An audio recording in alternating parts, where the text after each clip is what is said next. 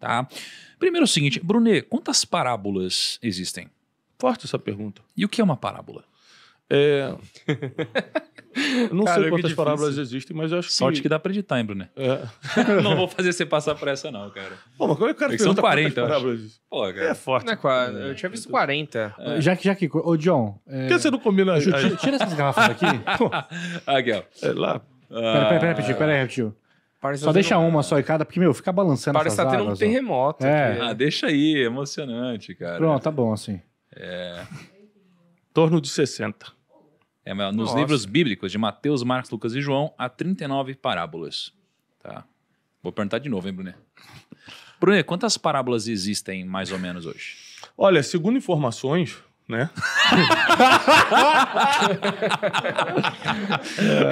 em torno de 40. Entendi. Em Tá torno bom. de 40. Tipo umas 39. Né? Entre 39 e 41. Agora, o que é uma parábola? Qual que seria a definição de uma parábola? Existem várias formas de explicar isso, Uhum. mas o grande lance da parábola é a metáfora para qualquer tipo de pessoa entender. Por exemplo, eu tenho 4 filhos e com meus 2 menores, um tem 5, outro tem 3, os 2 menores, eu preciso usar muita metáfora para explicar as coisas para eles. Uhum. E eu, quando conto alguma metáfora para explicar, né, eu percebo como foi importante Jesus falar através de parábolas. Então, tinha 2 motivações nas parábolas de Jesus. A primeira, facilitar a comunicação com qualquer tipo de pessoa. Ele conseguia falar com o mais alto nível da alta sociedade de Jerusalém e com as pessoas mais necessitadas do deserto. A comunicação de Jesus alcançava todo tipo de pessoa. Isso já é um conceito que eu quero dar para você no início. Seja lá o que você faz da vida. Se você quer ser bem-sucedido, imagina, já se passaram 2000 anos e até hoje Jesus é seguido, né? O homem que tem mais discípulos no mundo até hoje. Você precisa ter uma comunicação que atinja todo mundo. A segunda coisa é que o próprio Jesus falou para os discípulos, que ele falou em parábolas para que as pessoas escutassem, mas não entendessem.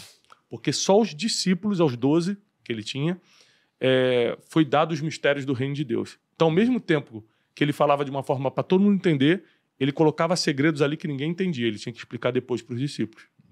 Então... Depois das parábolas, ele sentava com os discípulos e explicava elas? Muitas assim? vezes. Olha, Muitas isso daí vezes. é loucura, hein? Muitas vezes.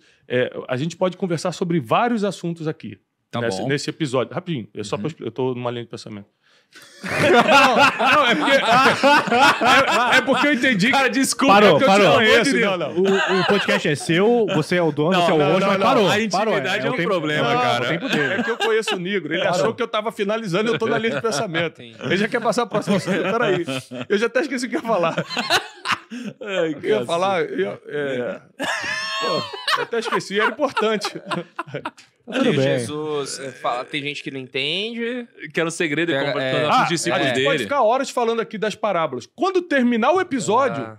vem sempre um falar assim, Thiago, mas aquilo que você falou... Aham. Aí eu explico ali nos bastidores. É isso que acontecia. Você pode falar, tem coisa que você tá com vontade de perguntar, mas você fica com vergonha de falar na frente de todo mundo. Entendi. Tem coisa que você acha que entendeu, mas no final da história você fala, não era isso que eu tinha entendido. Então sempre tem um pós. E geralmente você tira as maiores dúvidas, você entende os maiores segredos nos bastidores. E era isso que acontecia quando Jesus soltava uma parábola. Todo mundo recebia, mas ele só explicava os detalhes para quem andava muito próximo, que eram os discípulos. E eu vejo também que a parábola ela pode ser interpretada, né, dependendo do seu momento de vida, dependendo do seu background, de formas diferentes, assim, né, cara? Cada um tira uma coisa importante da história, né? Então acho que muito do episódio de hoje vai servir de formas diferentes para cada um também que está assistindo, até para nós, não é mesmo? Então olha só, a gente vai falar de uma das principais parábolas, né, em termos de alcance na Bíblia, quando as pessoas falam de dinheiro, de negócios. Eu sempre vejo eles contando sobre a parábola dos talentos. Aliás, alguém consegue pegar um livro da Turma da Mônica para mim?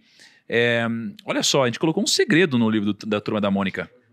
A gente contou a parábola dos talentos com o priminho rico junto da Magalu não, né? Magali, da Mônica, do Cascão, do Cebolinha. Eu não lembro Olha só, disso. a gente contou a parábola dos talentos lá de uma forma secreta. Então, a parábola dos talentos ela foi contada por Jesus na semana que ele foi traído, tá? Nossa. E só para vocês terem uma dimensão do que a gente vai falar, tá bom? Os talentos O talento ele era a unidade monetária mais utilizada na época. Pode vir aqui, Ju. Obrigado. E um estudioso bíblico, né, de John Donovan, ele relata que um único talento era equivalente ao salário de 15 anos. Então, quando a gente fala um talento, a gente está falando de um salário de 15 anos. É tipo, sei lá, uma barra de ouro, não sei. Não, pensa que assim, Bitcoin. o que é um salário mínimo no Brasil hoje? R$1.200. É Tá bom. R$1.212 por mês, tá? Se você pegar 1.212 e multiplicar por 12 para você chegar num ano, e você multiplicar por 15 anos, você vai chegar em R$218 mil. Então, um talento são R$218 mil, tá bom? E um talento equivale a mais ou menos 5.400 denários. E um denário equivale a uma diária de um trabalhador comum.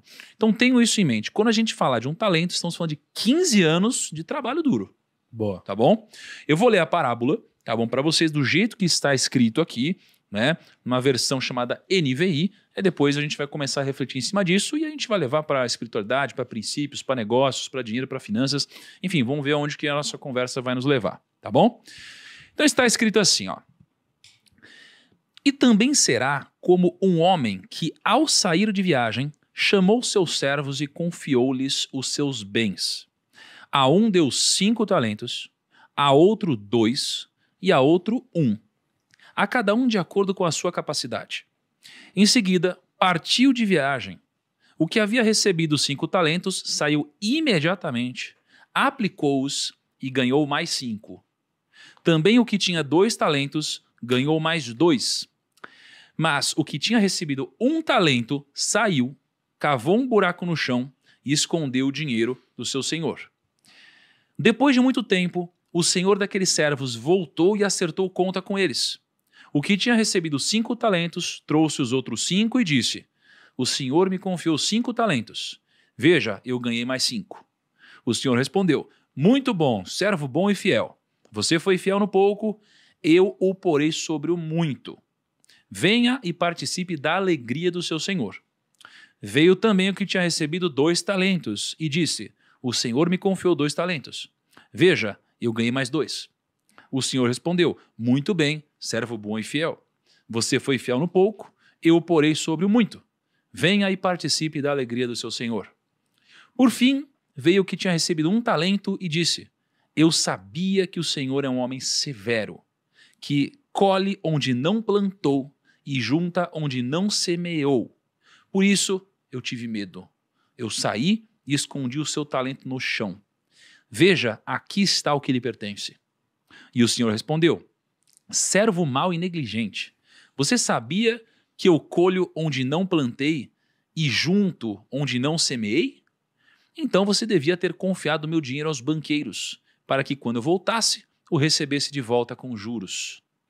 Tirem o talento dele e entreguem-no ao que tem 10, pois a quem tem, mais será dado e terá em grande quantidade. Mas a quem não tem, até o que tem lhe será tirado. E lancem fora o servo inútil, nas trevas onde haverá choro e ranger de dentes. Loucura, né? Caraca. Forte. Rapaz, e essa história aqui, Bruno? Qual que é a principal mensagem dessa história, hein? Cara, tem muitas mensagens Tem aqui. muitas, né? Ó, vamos começar de trás para frente, só porque essa última parte você leu é muito forte. Olha só que você terminou falando o seguinte: pois a quem tem, mais será dado. E terá grande quantidade. Mas quem não tem, até o pouco que tem lhe será tirado. Já viu aquele ditado popular que o pobre fica cada vez mais pobre e o rico fica cada vez mais rico? Lembra disso? Sim. Isso, na verdade, não é um ditado popular, é a Bíblia. A Bíblia diz que quem tem vai ganhar ainda mais. E quem não tem, o pouco que tem vai perder. É verdade. Por que isso?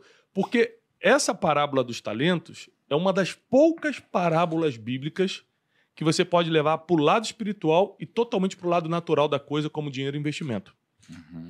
A maioria das parábolas de Jesus vão levar para o lado da salvação eterna, e aqui essa também dá para levar.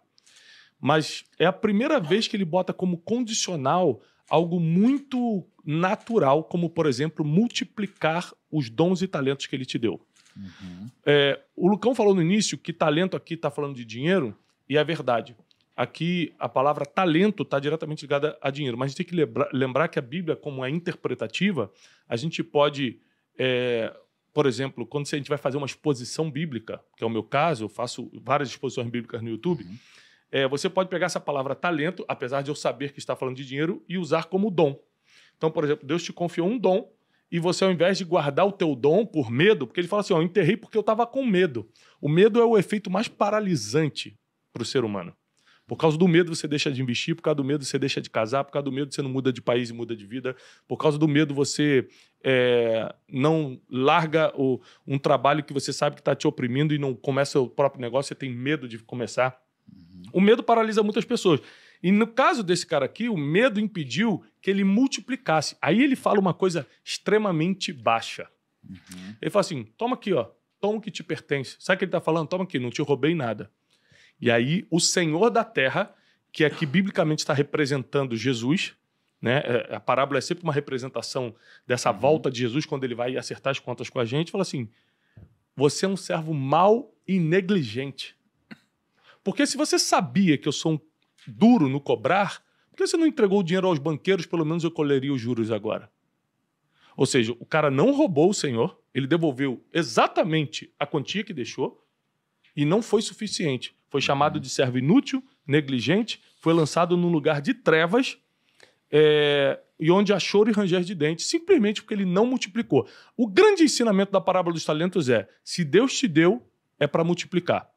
O dom que Deus te deu, o talento que Deus te deu, o recurso que Deus te deu, a saúde que Deus te deu, os relacionamentos que Deus te deu. Se você reconhece que o que você tem foi Deus que te deu, eu reconheço, por exemplo, na minha vida, eu, Thiago, sou um cara que eu nunca vou poder roubar o que a gente chama biblicamente de glória de Deus. Eu nunca vou poder roubar a glória de Deus, eu reconheço que Deus fez tudo na minha vida. Então, como eu reconheço isso, eu multiplico. Por que eu estou aqui hoje falando desse assunto? Porque eu preciso multiplicar o dom de pregar que Deus me deu. Eu estou multiplicando. Então, fazendo isso, eu estou criando o meu final. Qual é o meu final? O dia que Deus vier acertar a conta comigo e falar, você foi bom e fiel, porque eu te confiei um talento e você multiplicou por 10. Tipo, não desperdice as oportunidades? Nesse sentido? Também? Cara, eu acho que também, se você for olhar sobre essa ótica, também. Mas aqui é muito menos sobre oportunidade, acho que é muito mais sobre responsabilidade. Acho que é muito mais sobre responsabilidade, né? Receber um talento aqui é uma responsabilidade, não é uma oportunidade. Então é algo que você deve explorar sob uma ótica de multiplicação, caso contrário você não seria um servo fiel.